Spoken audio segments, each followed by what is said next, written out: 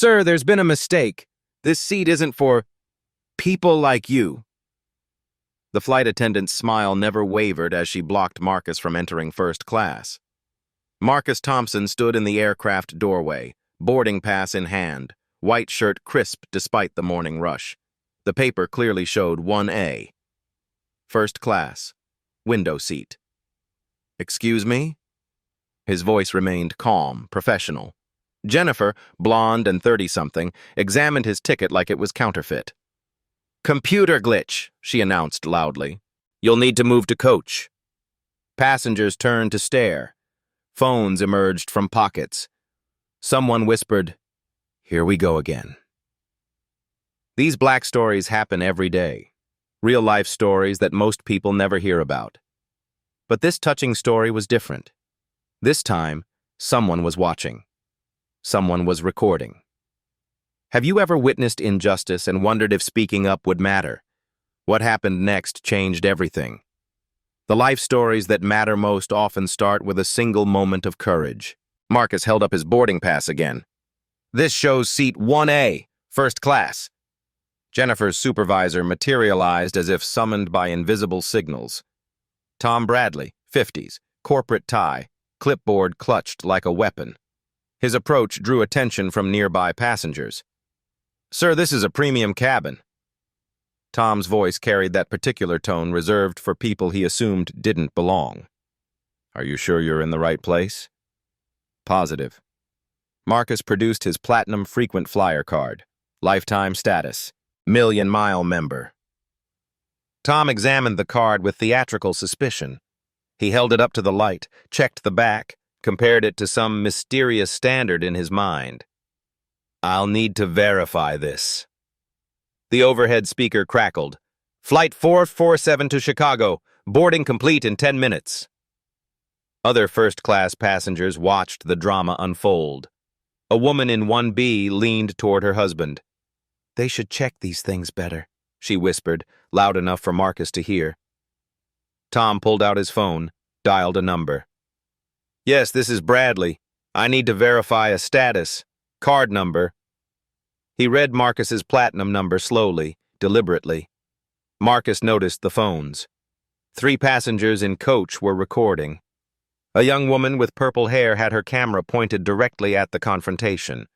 Her screen showed red recording symbols. At Travel Justice 23 going live, she whispered to her friend. This is insane. Marcus's phone buzzed. Text message. Board meeting moved to 3 p.m. Don't be late. Sarah. He glanced at the screen, then at his watch. A Rolex Presidential, 18-karat gold. The passenger in 2A noticed it, nudged his companion. System shows the card as valid, Tom announced, ending his call. But company policy requires additional verification for premium upgrades. This isn't an upgrade, Marcus said quietly. I purchased this seat. Sir, I understand your frustration. No. Marcus's voice remained level. You don't. The live stream viewer count climbed. 847, 2,341, 8,976 people watching. Comments flooded the screen. This is 2024? Call the lawyers. Sue them all. Jennifer noticed the phones. Excuse me, could you please respect other passengers' privacy? What privacy? Purple-hair girl shot back. This is public discrimination. Tom cleared his throat. Sir, we need to resolve this situation quickly. 8 minutes to departure. Marcus reached into his briefcase, pulled out a sleek leather portfolio. Inside, business cards, documents, a laminated badge with his photo. He set it on the nearby seat but didn't open it. His phone rang. Chicago Tribune on the caller ID. He declined the call. It rang again. Bloomberg News. Declined. A security officer appeared. Rodriguez, Hispanic, 40s, clearly uncomfortable with the situation. Gentlemen, is there a problem here? No problem, Marcus said. Just a misunderstanding about seating. Sir, we need to board the remaining passengers, Rodriguez said. Can you step aside for a brief discussion? More passengers joined the boarding line. The drama was impossible to ignore. Phones multiplied. A man in a Yankees cap started his own live stream. A teenager began posting TikTok videos. The captain emerged from the cockpit. Captain Walsh, Irish accent, graying temples. He whispered with Tom, glanced at Marcus, shook his head. "We can't delay for this situation," Marcus heard him say. 7 minutes to departure. Marcus made a quiet phone call. "Delay the presentation 20 minutes, he said. "Something's come up." The live stream now had 47,000 viewers. Hashtag Flight 407 racism started trending. Local news stations monitored social media trends. Channel 7 sent a crew to the airport. Corporate Twitter account at Skyline Air received dozens of complaints per minute. The notification sound from their phone became a constant chime. District Manager Patricia Hoffman arrived, sharp business suit, severe expression, tablet in hand. She reviewed Marcus's ticket, frequent flyer status, credit card information. "Everything appears to be in order," she said slowly. "But company policy requires additional verification." "Verification of what exactly?" Marcus asked. "My right to exist in first class?" The question hung in the air. Passengers stopped talking. Even the flight attendants paused their preparations. "Sir, I'm trying to help you," Patricia said. "Are you?" 5 minutes to departure. Ground crew signaled ready for pushback. Other first-class passengers complained about the delay. A businessman in 3C checked his watch repeatedly. A woman in 2B huffed loudly. Marcus remained unnaturally calm. He made another phone call. "Yes, I'm aware of the situation," he said into the phone. "Proceed as planned." Patricia pulled Tom aside. They whispered urgently. Jennifer hovered nearby, no longer smiling. "Mr. Thompson," Patricia said, returning with a forced smile, "we'd like to offer you a voucher for a future first-class flight. $500 value. Very generous." The coach passengers booed. "Take the money!" someone shouted sarcastically. Marcus slowly stood. He straightened his white shirt, adjusted his tie. The movement was deliberate, almost theatrical. "I think," he said quietly, "there's been a misunderstanding about who has power here." The statement seemed odd. A man being denied his seat talking about power. But something in his tone made everyone listen. He reached for his phone again. Marcus dialed a single number. The phone rang once before a crisp female voice answered. "Sarah Mitchell's office." "Sarah, it's Marcus." The name meant nothing to the flight crew, but Marcus held the phone slightly away from his ear, and in the confined space, everyone could hear both sides of the conversation. "Marcus, how was your flight? Are you in Chicago already?" "Actually, I'm still on the plane. One of our aircraft." "Our aircraft? Marcus, what do you mean?" Patricia's face changed. She pulled out her phone, fingers flying across the screen. Google search. Marcus Thompson, CEO. The results loaded. Forbes interviews, Bloomberg profiles, corporate headshots. A familiar face in a familiar white shirt. "Sarah, I need you to connect me to CEO Mitchell, now." "Sir, Mr. Mitchell is in a board meeting." "Tell him Marcus Thompson is calling from Flight 447. He'll take the call." Patricia's hands shook as she scrolled through search results. Marcus Thompson, CEO of Meridian Holdings. Her voice came out as a whisper. Tom Bradley had been watching Patricia's phone over her shoulder. He saw the same search results. His clipboard clattered to the floor, papers scattering. "Sir," Rodriguez said, "maybe we should wait," Marcus said calmly. "This will only take a moment." The live stream viewer count had exploded. 89,000 people watching. Comments flew by too fast to read. Screenshots were being shared on Twitter, Instagram, TikTok. Purple hair girl's hands trembled as she held her phone. "Oh my God," she whispered. "He's the CEO." Her friend leaned over. CEO of what? I don't know, but look at these search results.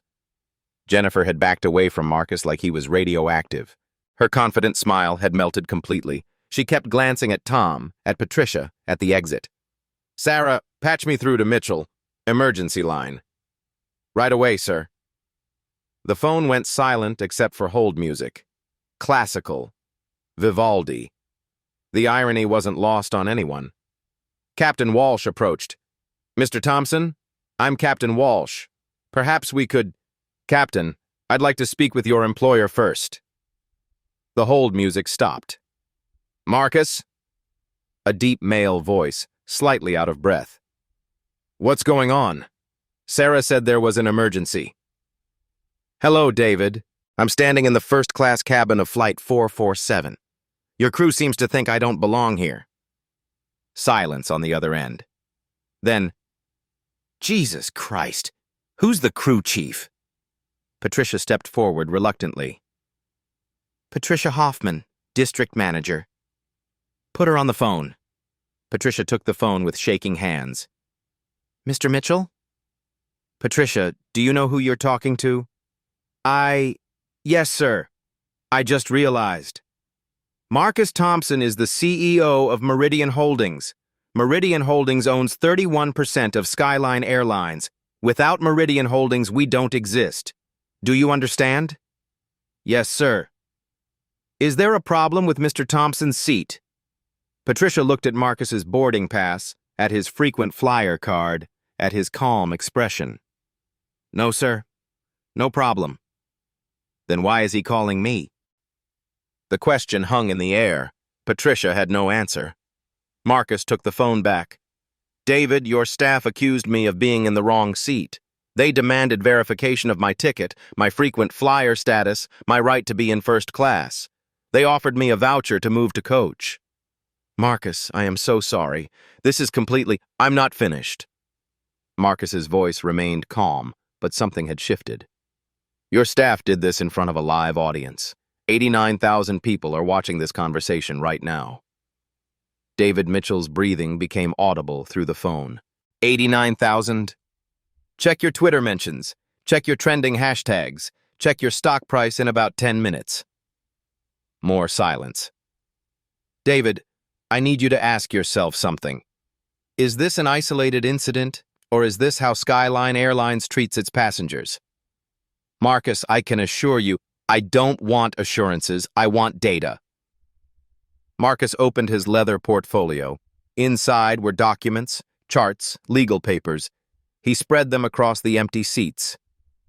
I've been documenting discrimination complaints against Skyline Airlines for 6 months.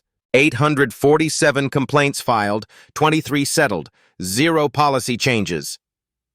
The flight crew exchanged glances. Tom Bradley stepped backward, as if distance would protect him. Those numbers represent real people, David. Real humiliation. Real damage. What do you want? I want change. Real change.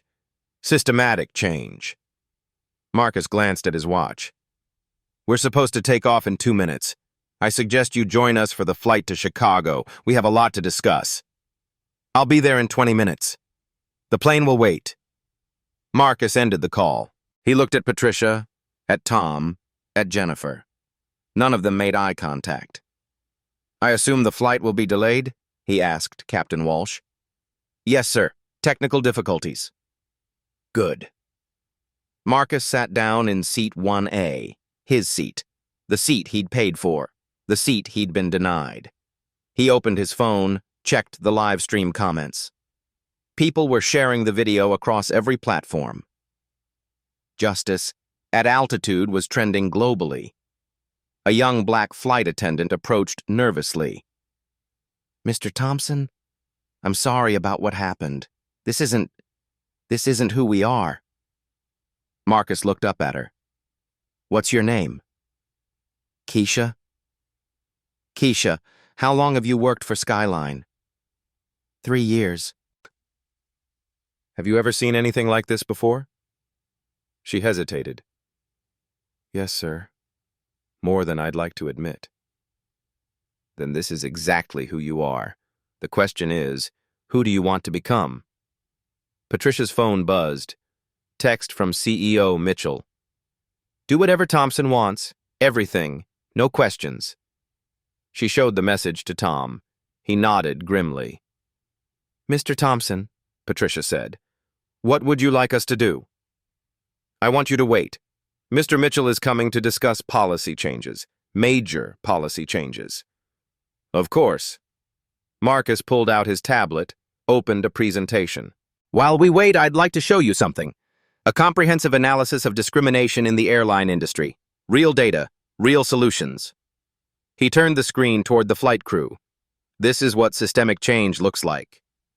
The presentation title read, Dignity in Transit, a blueprint for eliminating discrimination in commercial aviation. I've been working on this for 2 years, Marcus said. Today seemed like the perfect day to share it. Jennifer finally spoke. You planned this? I planned to fly to Chicago. Everything else was your choice. The cabin door opened. CEO David Mitchell entered, followed by 2 assistants and a lawyer.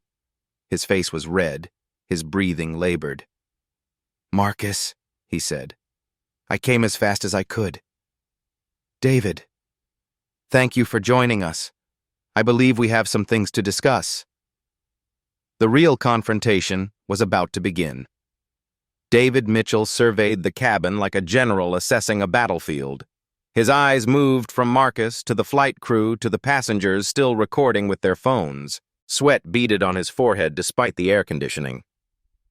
Ladies and gentlemen, he announced to the cabin, I'm David Mitchell, CEO of Skyline Airlines. I sincerely apologize for this delay. We're working to resolve the situation. The situation, Marcus said quietly, is that your staff refused to seat a paying customer in first class. Marcus, please, can we discuss this privately? 93,000 people are watching this live stream, David. Privacy isn't an option. Mitchell's assistant whispered urgently in his ear. He nodded grimly. Mr. Thompson, I want to personally apologize for any inconvenience. Inconvenience? Marcus's voice remained calm, but something dangerous flickered in his eyes. David, let me explain something to you. I own 31% of this airline. I sit on your board of directors. I have voting rights on executive compensation, including yours. The cabin fell silent. Even the passengers stopped whispering. But more importantly, Marcus continued, I've been conducting an undercover investigation into discrimination in the airline industry. Today was the final test. He stood, walked to the center of the aisle. 6 months ago, I started flying commercial instead of private. Different airlines, different routes, different circumstances. I documented every interaction. Marcus opened his portfolio, pulled out a thick folder. American Airlines. Denied first-class upgrade despite platinum status. Delta. Questioned about my ability to pay for premium seats. United. Asked to show additional identification for international flights. Patricia's face had gone white. Tom Bradley leaned against the wall for support. But Skyline Airlines, Marcus continued, was the worst. 7 flights over 6 months. Discrimination on every single one. He pulled out his phone, opened a voice recording app. This is Flight 447, March 15, 2024. Flight attendant Jennifer Morrison stated, quote, This seat isn't for people like you. Jennifer's mouth opened, but no sound emerged. Supervisor Tom Bradley questioned my right to be in first class despite valid documentation. District Manager Patricia Hoffman suggested I accept a voucher and move to coach. Marcus turned to face the live stream camera. Ladies and gentlemen, this is how discrimination works. It's not dramatic, it's not violent, it's quiet, polite, and devastating. CEO Mitchell stepped forward. Marcus, what do you want? I want you to understand the scope of this problem. Marcus pulled out a tablet, opened a presentation. I've documented discrimination complaints against Skyline Airlines for the past 18 months. Not just my experiences, hundreds of passengers. The first slide showed a graph. Discrimination complaints by demographic. The numbers were staggering. 847 complaints filed, 23 settled, 0 policy changes, 0 staff retraining, 0 accountability. Mitchell's lawyer whispered in his ear. He nodded. But here's what you don't know, Marcus continued. I've been working with civil rights attorneys, federal investigators, and journalists. This isn't just about one flight. It's about systemic discrimination across the entire industry. He swiped to the next slide. Federal Aviation Administration Anti-Discrimination Protocols. Each violation carries a $27,500 fine. Pattern discrimination triggers federal investigation. Criminal charges are possible. Patricia grabbed Tom's arm. Did you know? She whispered. How could I know? He hissed back. Marcus heard the exchange. You couldn't know because you never bothered to learn. You assumed I was lying about my ticket. You assumed I didn't belong in first class. You assumed I wouldn't fight back. The live stream viewer count hit 127,000. Comments flooded social media. Hashtag Skyline scandal topped Twitter trends. Other airlines' stock prices began falling as investors worried about industry-wide discrimination. David, Marcus said, I need you to make a choice, right now, in front of these witnesses. What choice?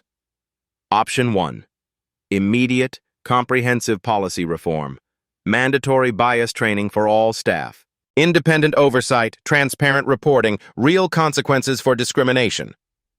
Mitchell nodded quickly. Done. Whatever you want. Option 2. Federal investigation, criminal charges, congressional hearings, bankruptcy. We choose option 1. Not so fast. Marcus held up his hand. I haven't finished explaining option 1. He pulled out a legal document. This is a consent decree, binding legal agreement. Skyline Airlines will implement specific anti-discrimination policies within 90 days. Failure to comply results in $50 million in penalties. The lawyer grabbed the document, scanned it quickly. This is comprehensive. It's necessary, Marcus said. Real change requires real commitment. What about the staff involved? Mitchell asked, glancing at Jennifer, Tom, and Patricia. That's your decision, but understand this. Their actions represent your company culture. If you don't address the culture, you don't solve the problem. Mitchell looked at his employees. Jennifer was crying. Tom stared at the floor. Patricia checked her phone constantly, as if escape might arrive via text message. Effective immediately, Mitchell announced. Jennifer Morrison is terminated. Tom Bradley is suspended pending investigation. Patricia Hoffman is demoted and required to complete sensitivity training. David, Marcus said, punishment isn't the goal. Education is. What do you mean? I want Jennifer, Tom, and Patricia to undergo comprehensive bias training. Not punishment, education. They'll become advocates for change. Jennifer looked up through her tears. Why would you help us? Because discrimination hurts everyone, including the people who practice it. Marcus turned back to Mitchell. The consent decree also requires establishment of the Dignity in Transit program. $50,000 annually for scholarships supporting underrepresented students in aviation. Agreed. Anonymous reporting system for discrimination incidents. Monthly audits by independent civil rights organizations. Executive compensation tied to diversity metrics. Agreed. And one more thing. Marcus smiled for the first time. I want Keisha promoted to flight supervisor. She's the only person who showed moral courage today. Keisha gasped. Mr. Thompson, I can't. You can, and you will. Leadership requires moral courage. You demonstrated that today. The cabin erupted in applause. Passengers cheered. The live stream comments exploded with celebration. Mitchell extended his hand. Marcus, I give you my word. This changes today. Your word isn't enough, David, but this is. Marcus held up the signed consent decree. Legal accountability, real consequences, measurable results. What happens now? Now we fly to Chicago. And tomorrow, we change the airline industry. Marcus sat back down in seat 1A, the seat he'd paid for, the seat he'd been denied, the seat that started a revolution. "Ladies and gentlemen," Captain Walsh announced, "we're cleared for takeoff." As the plane pushed back from the gate, Marcus opened his laptop. On the screen, Chicago Tribune interview, 3 p.m. Subject, airline industry discrimination investigation. The real story was just beginning. The plane reached cruising altitude as Marcus opened his laptop. The cabin had settled into an uneasy quiet. David Mitchell sat across the aisle, reviewing the consent decree with his legal team. "David," Marcus said, "we need to discuss implementation timelines." Of course. Mitchell moved to the seat beside Marcus. "What's your timeline? 90 days for policy changes, 30 days for bias training, immediate termination protocols for discrimination violations."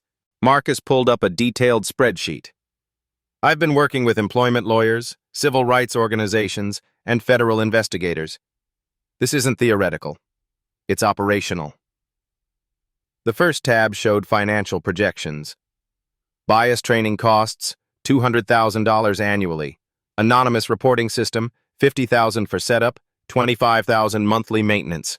Independent audits, $75,000 quarterly. "That's significant investment," Mitchell said. "Compare it to lawsuit settlements. Last year, Skyline paid $4.7 million in discrimination settlements. This program costs $800,000 annually." Mitchell's lawyer leaned over. "The math works." "But more importantly," Marcus continued, "discrimination costs you customers, revenue, reputation, brand value." He opened another tab. Social media analysis from the past hour. Negative sentiment about Skyline Airlines increased 400%. Competitor airlines are gaining followers as customers threaten to switch. Mitchell checked his phone. "Our stock price is down 6%. It'll recover when you announce the reform program. Investors value accountability." Marcus clicked to a new document. "Here's the announcement template. Press release goes out tomorrow morning. Full transparency about the discrimination problem and comprehensive solution." "Marcus, this is thorough. I've been planning this for 2 years. Today was the catalyst, not the beginning." Patricia Hoffman approached nervously.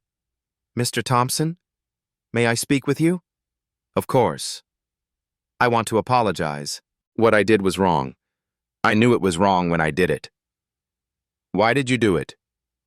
Because I thought I could. Because I thought you wouldn't fight back. Because I thought no one would care."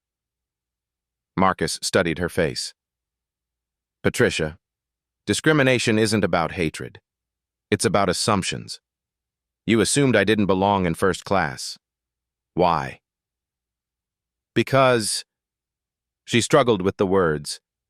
"Because I've never seen someone who looks like you in first class who wasn't an athlete or entertainer." "And that assumption led to what behavior?" "Questioning your ticket, demanding extra verification, treating you like a potential threat instead of a customer." "Now you understand the problem. How do we solve it?" Patricia sat down. "Education, training, accountability, making sure this never happens again." "Exactly. You're not evil, Patricia. You're human. Humans make assumptions. The key is recognizing and changing those assumptions." Tom Bradley joined the conversation. "Mr. Thompson, I've been thinking about what you said, about documented complaints." "Yes?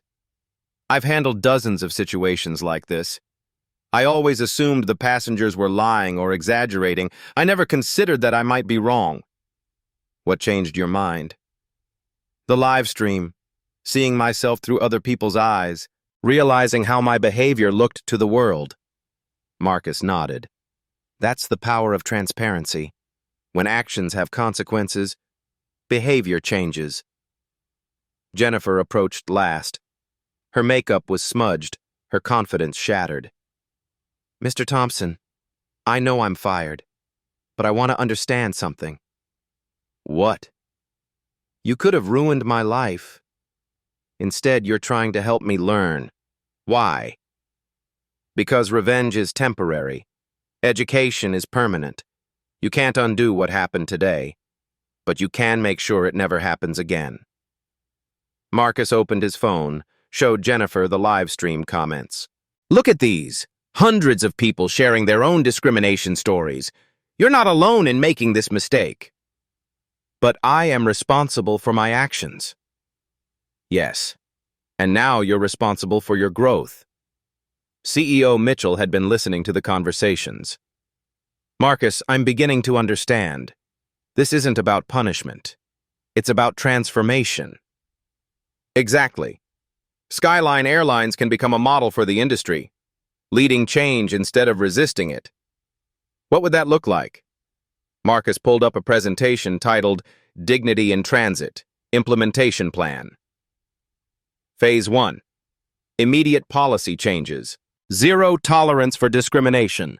Clear reporting procedures. Swift consequences for violations. Phase 2. Comprehensive staff training.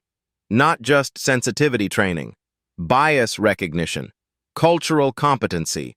Customer service excellence. Phase 3. Systemic monitoring. AI-powered analysis of customer interactions. Regular audits. Continuous improvement. Phase 4. Industry leadership. Sharing best practices. Setting standards. Leading by example. Mitchell reviewed each phase. This is ambitious. It's necessary. The airline industry is decades behind other sectors in addressing discrimination. Someone needs to lead. And you think Skyline can be that leader? I think Skyline has to be that leader. You have the most to lose and the most to gain. Captain Walsh joined the conversation. Mr. Thompson, I've been flying for 28 years. I've seen things that made me uncomfortable, but I never knew how to address them. What kind of things? Passengers questioned about their tickets, extra security screening, assumptions about ability to pay, small things that add up to big problems. Captain, you're in a position of authority. Your voice matters. What can I do? Start with your crew. Make it clear that discrimination has consequences. Create a culture where speaking up is rewarded, not punished. Marcus turned to address the entire first-class cabin. Ladies and gentlemen, you witnessed something today. You have a choice. You can pretend it didn't happen, or you can become part of the solution. A businessman in seat 3C raised his hand. What can we do? Document discrimination when you see it. Report it. Support victims. Use your privilege to create change. How? If you see someone being treated unfairly, speak up. If you witness discrimination, record it. If you have influence, use it. The woman in 1B, who had whispered about checking things better, looked uncomfortable. Mr. Thompson, I owe you an apology. Why? My comment earlier. It was wrong. I was wrong. What did you learn? That my assumptions were harmful, that staying silent makes me complicit, that I need to do better. Marcus nodded. That's all any of us can do. Recognize our mistakes and do better. His phone buzzed. Text from Sarah. Chicago Tribune moved interview to 2 p.m. They want to go live. David, Marcus said, are you ready to announce these changes publicly? Yes, but I want to do it right, with you beside me. This isn't about me, it's about systemic change. But you're the catalyst. Without you, this conversation never happens. Marcus considered this. Fine, but the focus stays on policy changes, not personal drama. Agreed. Mitchell pulled out his phone, called his communications director. Linda, I need to schedule a press conference for tomorrow morning. Major policy announcement, industry-leading anti-discrimination program. And Linda, Marcus added, make sure the announcement includes concrete details, implementation timelines, measurable outcomes, accountability mechanisms. Of course. As the plane began its descent into Chicago, Marcus looked out the window at the city below. David, this is just the beginning. Real change takes time, commitment, and constant vigilance. I understand. Do you? Because tomorrow, when the cameras stop rolling and the attention fades, the real work begins. Training staff, changing culture, measuring results, sustaining progress. Marcus, I give you my word. This changes today. Your word isn't enough, but this is. Marcus held up the signed consent decree. Legal accountability, real consequences, measurable results. The plane touched down at O'Hare International Airport. As passengers prepared to disembark, Marcus stood and addressed the cabin one final time. Ladies and gentlemen, you witnessed history today. Not because of what happened to me, but because of what you chose to do about it. You recorded, you shared, you cared. That's how change happens. Applause filled the cabin. The live stream, still running, captured the moment. 145,000 viewers watched as passengers stood and cheered. Remember, Marcus said, discrimination thrives in silence. Transparency is its enemy. Never stop watching, never stop caring, never stop fighting for dignity. The plane door opened.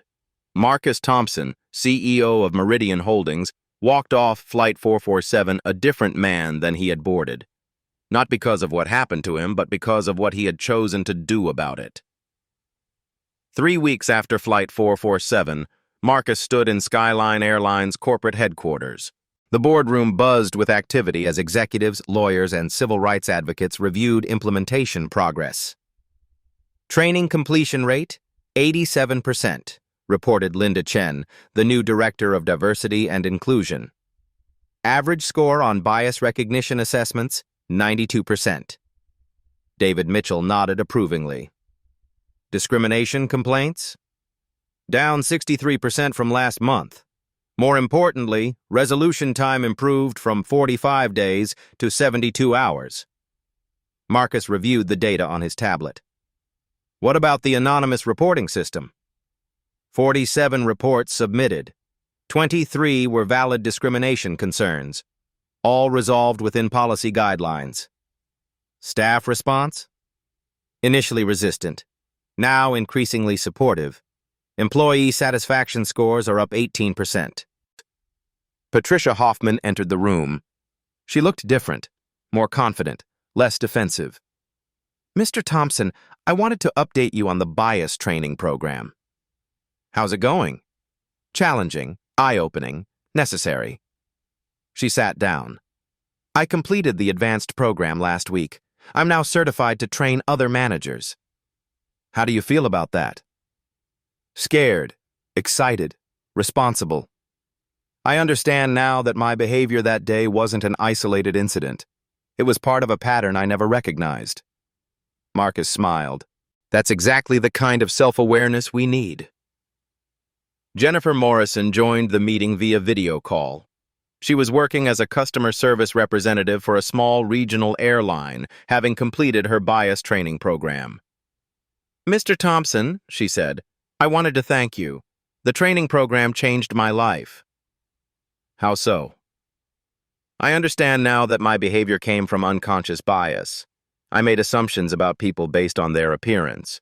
I treated customers differently based on my stereotypes. And now? Now I question my assumptions. I treat every customer with dignity and respect. I'm actually a better employee because of what I learned. Tom Bradley had been reassigned to ground operations. Mr. Thompson, I've been working with the new protocols for 3 weeks. I wanted to share some observations. Please. The staff initially saw the changes as punishment. Now they see them as protection. Clear guidelines help us serve customers better. Examples? Yesterday, a young black man approached my gate with a first-class ticket. Old me would have questioned him. New me welcomed him aboard and offered assistance with his luggage. What was the result? He was a software engineer flying to a conference. He thanked me for the excellent service, left a positive review mentioning me specifically. Marcus nodded. Dignity creates customer loyalty. CEO Mitchell stood up. Marcus, I want to show you something. He pulled up a presentation on the main screen. Financial impact of the Dignity Program. The first slide showed customer satisfaction scores. Up 22% across all metrics, highest scores in company history. Revenue impact?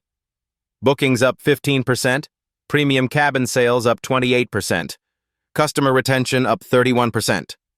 Stock price? Recovered completely, up 8% from pre-incident levels. Investors view the program as competitive advantage. Marcus studied the numbers. What about industry response? American Airlines announced similar program last week. Delta is conducting internal bias audit. United hired diversity consultants. Good. Competition drives improvement. Linda Chen pulled up social media analytics. Public sentiment completely reversed. Hashtag Skyline, scandal became #Skyline leadership. Positive mentions up 400%. The Chicago Tribune article? Marcus asked. 12 million views, syndicated to 47 newspapers, generated international coverage. Impact on discrimination complaints industry-wide? Down 18% across all major airlines. Fear of public exposure is driving behavior change.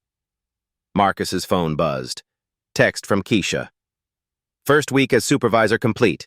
Staff responding well to dignity-focused leadership approach. He smiled. How's Keisha doing in her new role? Exceptional, Mitchell said. Staff love her. Customer feedback is overwhelmingly positive. She's become a symbol of positive change. She always had leadership potential. She just needed opportunity.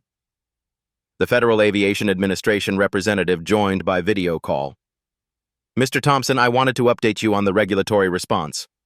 Please. The FAA is implementing industry-wide anti-discrimination guidelines based on Skyline's program.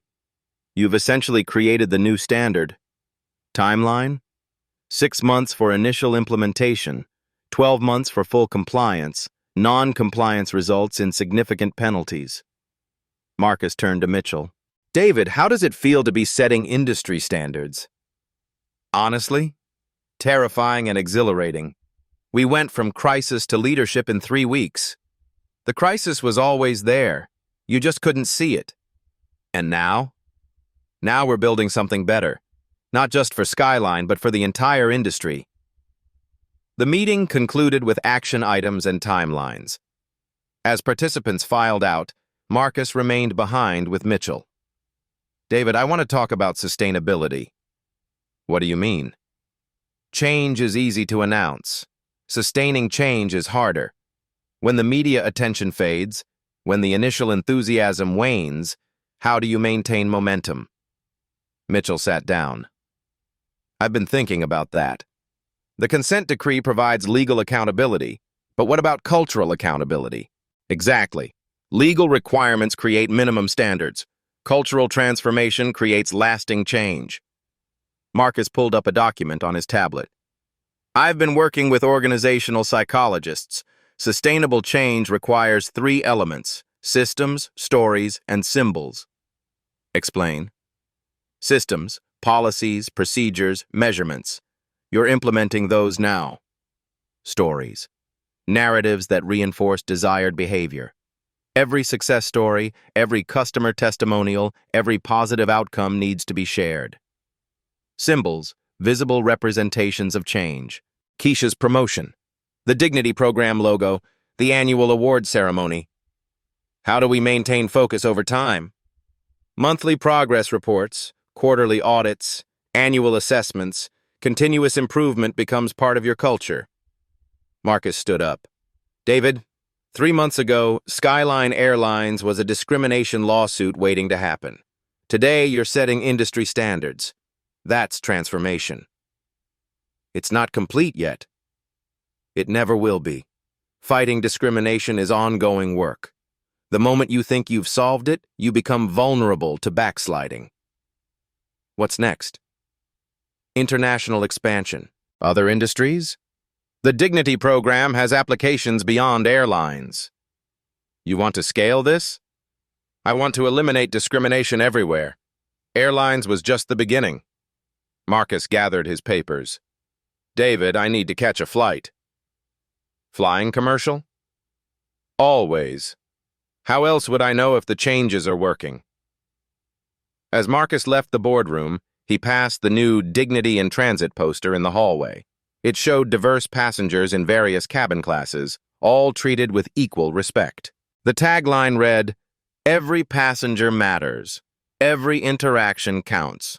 Every moment is an opportunity for dignity." He smiled. 3 weeks ago, that poster would have been empty corporate messaging. Today, it represented genuine commitment to change. His phone buzzed. Text from Sarah. "Senate hearing on airline discrimination scheduled for next month. They want you to testify." Marcus typed back, "Time to make this a federal issue." The revolution was spreading. 6 months later, Marcus sat in his office reviewing quarterly reports. The numbers told a story of transformation that exceeded even his ambitious expectations. Skyline Airlines had become the industry leader in customer satisfaction. Discrimination complaints had dropped 87%. Employee satisfaction reached all-time highs. Stock price had increased 43%. But more importantly, the ripple effects were transforming the entire transportation industry. American Airlines had implemented similar programs. Delta had hired its first chief dignity officer. United had established a passenger advocacy department. Southwest had created bias training for all employees. The Federal Aviation Administration had mandated anti-discrimination policies for all commercial airlines. The Department of Transportation was exploring similar requirements for trains, buses, and rental car companies. Marcus's phone rang. CNN. "Mr. Thompson, we're doing a 6-month follow-up story. Any comments?" "The system is working, but vigilance is eternal. Discrimination doesn't disappear overnight." "What's next?" "International expansion. The Dignity program is launching in Europe, Asia, and Latin America. Discrimination is a global problem requiring global solutions." "Any regrets about that day on Flight 4 and 47? "Only that it took so long to happen. How many people suffered discrimination while I was flying private jets?" After ending the call, Marcus reviewed his calendar. Senate hearing next week. European Union meeting the following month. United Nations Human Rights Council presentation in December. What started as a refused seat had become a global movement. His assistant knocked. "Mr. Thompson, there's someone here to see you." Keisha entered, now wearing a Skyline Airlines supervisor uniform. "Marcus, I wanted to thank you again." "For what?" "For seeing leadership potential when I couldn't see it myself. For giving me opportunity to create change." "You earned it." "I have news. The Dignity program has been adopted by 23 airlines worldwide. Discrimination complaints across the industry are down 42%. More importantly, people feel safe when they travel. Dignified, respected. That's priceless." Marcus smiled. "Keisha, you've become a symbol of positive change. Don't let anyone convince you otherwise." "I won't." "And Marcus, next month's employee satisfaction survey shows something interesting." "What?" "Staff who completed bias training report higher job satisfaction than those who haven't. They feel more confident, more competent, more connected to their work. Dignity benefits everyone." "Exactly." As Keisha left, Marcus reflected on the transformation. One moment of discrimination had sparked systematic change across an entire industry. But the real victory wasn't corporate policy or legal compliance. The real victory was human dignity. His phone displayed a text from Jennifer. 1 year sober, new job at Delta, leading their bias training program. Thank you for believing in redemption. Another text from Tom. Promoted to regional manager, using dignity principles in my leadership approach. Results speak for themselves. And Patricia. Completing my master's in organizational psychology. Thesis topic, From Discrimination to Dignity, a case study in corporate transformation. Marcus had learned something profound. Punishment destroys, but education transforms. Revenge is temporary, but reform is permanent. These real-life stories matter because they prove change is possible. When we share touching stories of transformation, we inspire others to examine their own biases. Life stories like these remind us that dignity isn't negotiable. The movement that began with Black stories of discrimination had become a universal demand for respect. Marcus opened his laptop, began typing his next article. The Dignity Revolution: How One Flight Changed Everything.